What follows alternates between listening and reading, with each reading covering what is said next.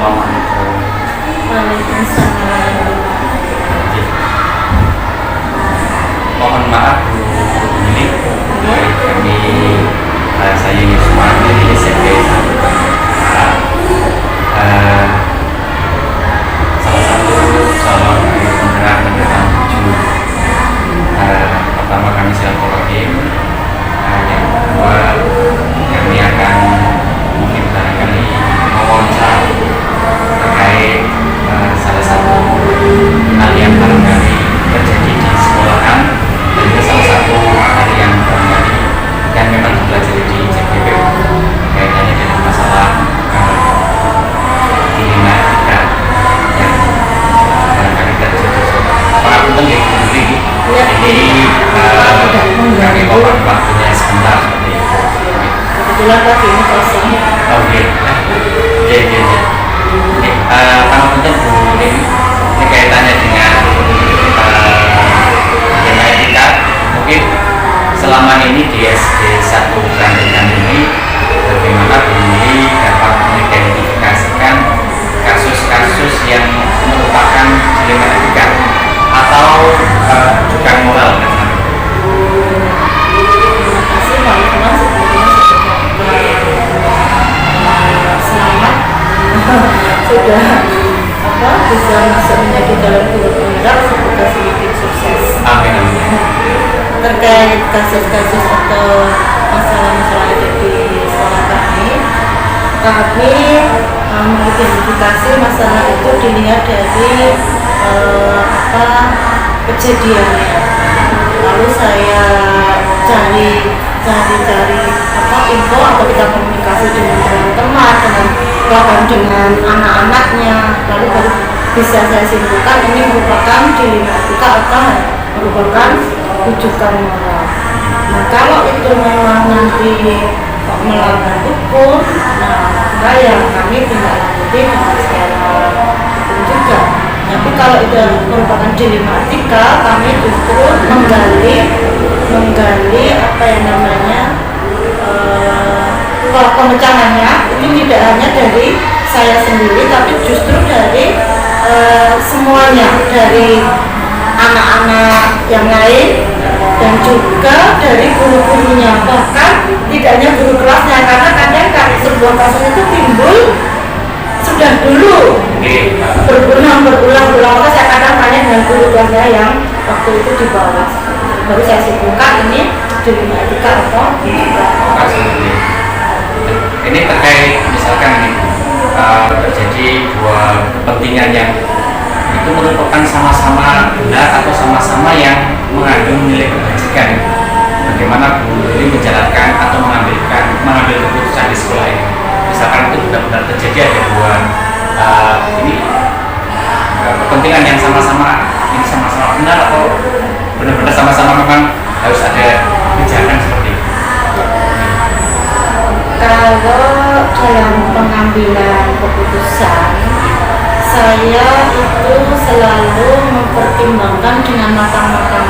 Nah, pertimbangan itu saya ambil tidak dari sepihak, artinya misalnya ada yang dirugikan, tidak hanya yang dirugikan saja yang saya ambil untuk menjadikan pertimbangan, tapi justru keadaan juga bisa menjadi pertimbangan. Keadaan waktu terjadinya peristiwa atau terjadinya kasus itu, jadi seperti yang sering kita dengar, sebuah masalah mungkin muncul bukan karena keinginan yang menyebabkan masalah itu, mungkin memang ada sedikit pengaruh yang kadang-kadang membuat masalah itu timbul. Jadi saya betul-betul mempertimbangkan secara matang dengan komunikasi dengan berbagai pihak, baru nanti saya bisa mengambil kebijakan mana yang bisa saya putuskan, mana yang lebih menguntungkan. Artinya tidak hanya menguntungkan pihak sekolah, tapi juga kedua, misalnya itu sebuah permasalahan dua anak atau dua kelompok,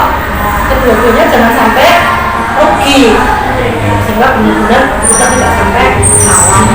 Oke, berarti memang harus benar-benar dipertimbangkan dengan matang, supaya memang dia tidak merugikan dua belah pihak kan.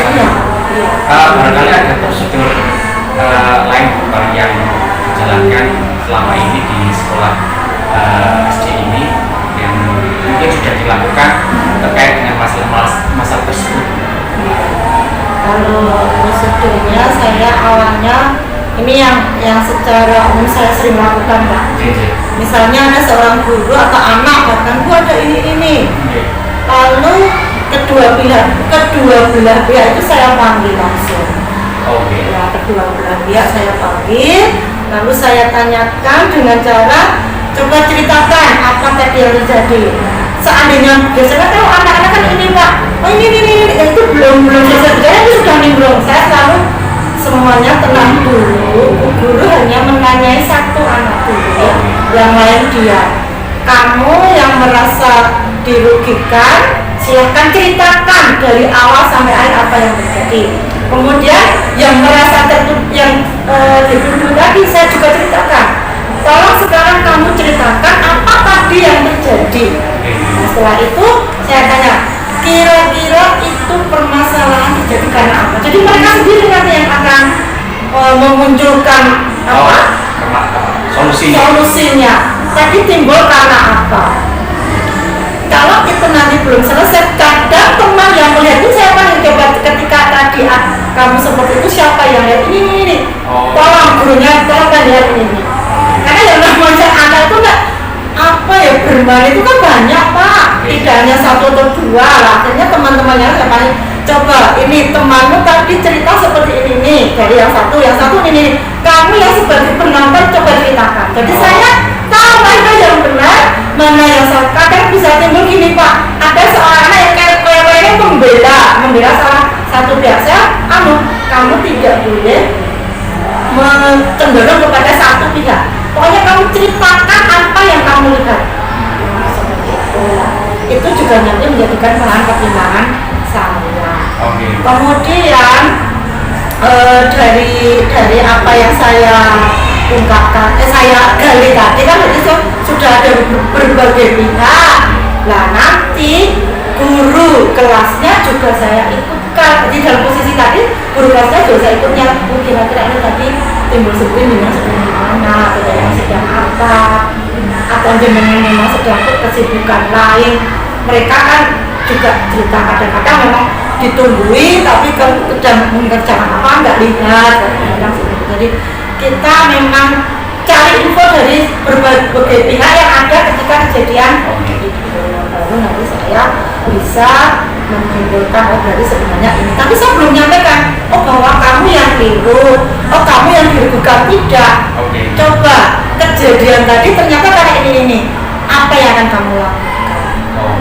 Jadi mereka itu juga menggali, kalau saya seperti ini, saya akan menjadi merugikan teman. Kalau seperti ini saya bisa dirugikan. Nah kedepannya mau bagaimana?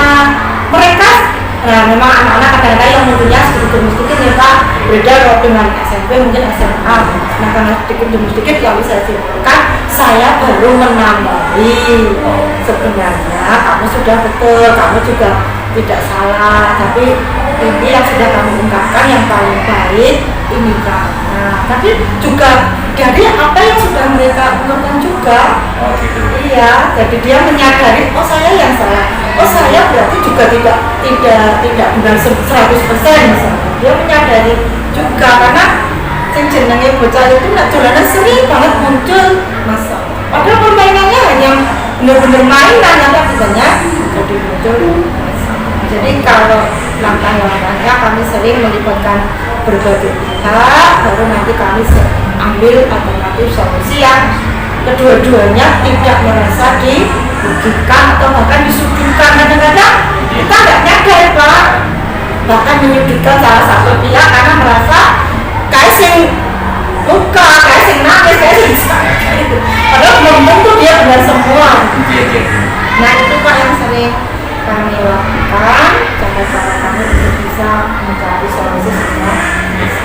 Berarti mungkin bisa saya sebutkan tetap menghadirkan pihak-pihak yang terlibat, kemudian dikaji betul permasalahannya apa, sampai mereka benar-benar sadar dengan permasalahan itu, bahkan sampai ternyata solusi mereka sendiri yang gitu. Nah, langkah-langkah seperti itu atau kurang efektif di dalam mengambilkan keputusan di dalam sebuah lembaga ini, karena ini kan sekolah ya, seperti itu. Artinya ketika sampai situ saja seperti itu, apakah sudah efektif atau ada cara-cara yang barangkali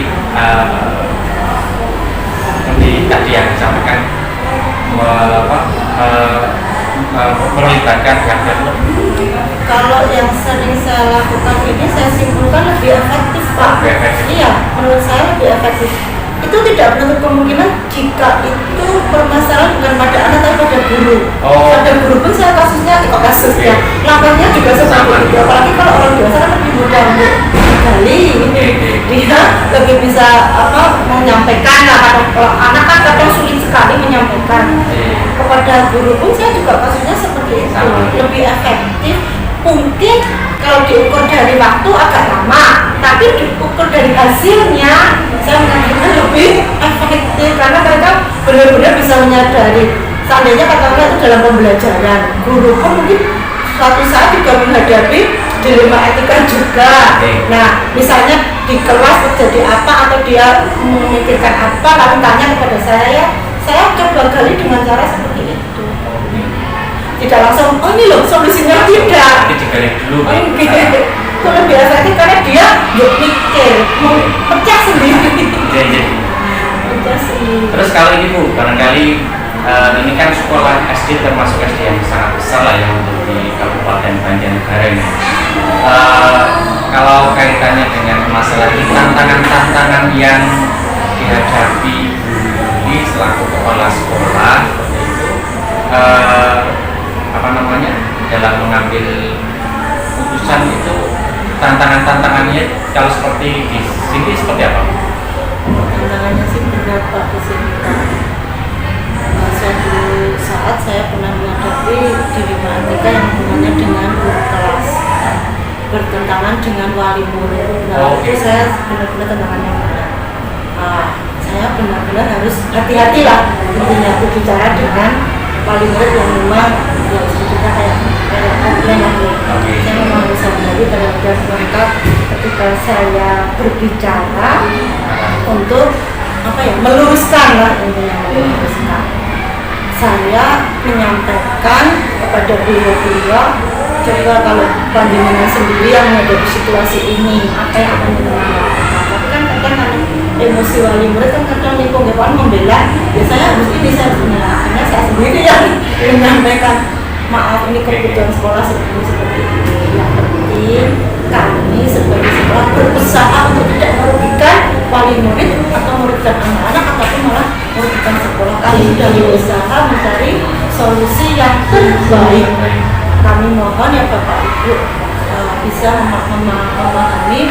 Saya jelaskan semuanya dari awal sampai akhir bagaimana guru itu bisa masuk ke situ misalnya. Jadi saya berusaha untuk memberikan masukan kepada mereka, intinya jangan sampai merugikan mereka, jangan sampai merugikan anak-anak, bahkan merugikan gurunya sendiri, jangan sampai ya. Kadang kan kita seperti stil. Nah saya nggak bisa seperti itu loh. Guru kan banyak yang dibutuhkan di sini. Kalau saya disetir saya manut, ya gimana nanti yang kelas lainnya ikut-ikutan? Makanya saya berusaha jangan sampai sekolah rugi, jangan sampai gurunya yang rugi, jangan sampai wali murid juga rugi. Maka saya berikan pemahaman dan saya juga berikan pemahaman kepada guru-guru. Bu, tadi ada banyak di sini gali apa tadi yang dilakukan seperti itu, nanti teman-teman bisa ceritakan ke saya. Kita cari solusinya agar wali murid percaya bahwa kita Oke, berarti memang tantangannya, ya tentunya memang tantangan di sekolah besar ya, besar pula nih. Salah satunya adalah kaitannya dengan wali murid atau pihak yang di luar sekolah nih. Iya, Dan bisa sekolah menjadi dilema juga seperti itu. Ya, kadang-kadang perlu banyak komunikasi. Perlu banyak komunikasi intinya Pak, sehingga kita jangan sampai merugikan salah satu. Nah ini Bu, ini saya pengen tahu juga untuk sekolah seperti sekolah besar ini, ketika ada permasalahan di etika itu yang dijumpai saat dua permasalahan yang memang harus diselesaikan itu, kalau Bu Yuli selaku kepala sekolah ini penyelesaiannya itu langsung pada saat itu atau mengatur jadwal untuk menyelesaikan masalah tersebut? tergantung permasalahannya Pak. Oke. Ya, kalau itu permasalahannya bisa langsung diselesaikan, artinya tidak begitu berat lah, oke, maka saya langsung aja selesaikan hari itu juga. Bahkan kalau membutuhkan orang tua hadir pun saya langsung minta gurunya, tolong orang tuanya di ini kalau bisa hadir hari ini hadir saja. Nah kalau bisa hari itu diselesaikan. Tapi kalau memang kita membutuhkan pihak lain, tapi kebetulan saya belum pernah sih membutuhkan pihak lain. Paling kalau mengundang orang tua tidak bisa, lalu saya jawab bahwa ini perlu kita musyawarahkan dengan guru kelas, dengan orang tua. Nah, tapi jawabannya begini malah saya, kalau sampaikan ke orang tua ini merasa ini permasalahan berat, kalau kita segera besok pagi datang. Jadi saya tidak menjawabkan hari ini harus begini, tapi kalau sekolah yang merasa ini berat, ya baru saya bilang hari ini atau besok pagi harus kalau misalnya kalau kasus-kasus itu masih bisa diselesaikan tidak hari itulah, memang saya lalu ini kan tidak begitu urgent sekali. Kebetulan misalnya saya ada kepentingan kita tunda, tapi jangan saya larut-larut, kita cepat selesai. Tapi insya Allah yang saya hadapi di sini tidak ada masalah yang sampai tertunda lama. Andaikan berat pun juga tidak sampai membutuhkan jadwal yang panjang. Ya, intinya untuk menyelesaikan lebih kondisional dan memang selama ini tidak perlu membutuhkan jadwal yang khusus, apalagi jadwal yang sampai berlarut-larut. Nah, ini kaitannya dengan hal ini juga ada seseorang atau faktor-faktor yang selama ini mempermudah atau membantu ini dalam pengambilan keputusan dalam kasus-kasus dilema etika. Kalau di sini saya sering kerjasama Pak dengan beberapa guru senior di sini, karena juga sudah keseluruhan, juga pengalaman kasus juga sudah lebih banyak. Makin di sini lama kan sudah mengenal situasi. Kadang mereka pun sudah tidak perlu dianuh karena ini sudah terbiasa, juga itu tidak bahaya gitulah. Oh ya sudah. Di sini ada beberapa guru senior memang sudah saya percayai beliau menguasai situasi di sini. Yang kedua, kalau memang masalahnya berat, saya baru ke Korwil. Komunikasi dengan Korwil, karena Korwil kan kebetulan Korwilnya juga menguasai SD ini sudah lama kan. Jadi kalau ada sesuatu, ya saya merespon, aku ini ada kayak gini, apa yang bisa lakukan, solusinya apa. Termasuk kadang-kadang justru bahkan Pak, orang yang kadang belum menguasai sini pun kadang-kadang juga bisa memunculkan solusi. Ada beberapa sih, seperti Pak Guru olahraga itu kan lebih mengenal ke anak-anak, biasa bermain, biasa berburuan gitu kan. Jadi kadang-kadang justru guru olahraga pun yang membantu saya.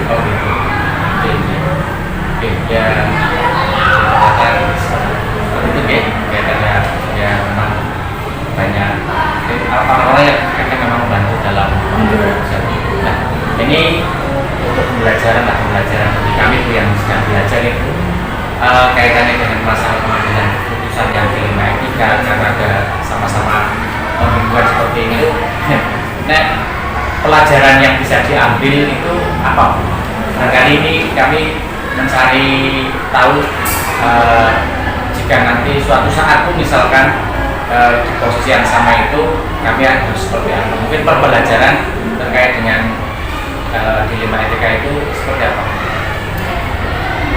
Kalau yang sudah saya lakukan, sudah saya alami, saya bisa seperti yang muncul harus kita cari akarnya. Baik itu masalah anak, masalah guru, masalah wali murid ya, betul-betul harus kita gali akarnya dulu. Kalau kita sudah ketemu akarnya, gali lagi apa yang menyebabkan mereka memunculkan masalah itu. jangan-jangan karena prima akarnya itu yang menjadi sumbernya, atau jangan-jangan memang orang yang memunculkan itu yang apa ya, kayak nggak puas dengan situasi yang ada. Kadang-kadang akarnya sepele Pak, tapi karena mereka terlalu membesar-besar. Benar-benar kita harus masalah, kemudian sumbernya, termasuk maksudnya sumbernya adalah sumber manusianya. Kita benar-benar harus ganti siapa sumbernya kemudian siapa yang nanti akan bisa membantu untuk menyelesaikannya, dan kita harus ingat bahwa jangan sampai penyelesaiannya merugikan salah satu. Pokoknya kita istilahnya apa, tidak boleh menjustis terhadap sebuah masalah untuk diarahkan kepada seseorang. Menurut saya luar biasa Bu Yuli, dari obrolan kita banyak yang tadi di akhir ketika kita menjumpai satu hal yang memang dilema itu, pertama memang harus akan masalahnya itu kita harus paham, kemudian juga orang-orang yang terlibat juga harus memahami, dan bagaimana juga solusi yang akan diangkat itu mudah-mudahan juga nanti dari yang bermasalah itu bisa memunculkan solusi seperti itu. Ini terima kasih sekali Bu Yuli, ini banyak sekali ilmu yang saya dapatkan dari obrolan wawancara ini terkait dengan salah satu barangkali ini yang dihadapi oleh kepala sekolah di dalam memimpin sekolah yang seperti itu. Sekali lagi kami mengucapkan terima kasih dan mohon maaf barangkali mengganggu waktunya Bu Yuli. Insya Allah tidak nih, saya mau kegiatan sampai jam 8 pagi. Makanya tadi kalau biasanya kosong seperti ini Pak, saya justru ke seseorang yang sedang duduk-duduk misalnya ke siapa, tidak hanya sedang ngobrol Pak, memang kita menggali sesuatu yang mungkin kadang-kadang bisa membantu di sekolah. Kita nggak sengaja kita ternyata ada dari sesuatu yang mungkin dari mereka sampai penjaga pun kadang-kadang iya Pak, saya ada guru sedang kosong nggak ngajak karena diisi mapel lah, saya juga iya betul Pak. Salah satu cara kita untuk satu mengakrabkan dan mereka, dua menggali apa yang mereka punya yang bisa untuk memajukan sekolah. Oke, terima kasih sekali Bu, semoga sukses selalu di sini, akan memberikan berkahan. Terima kasih.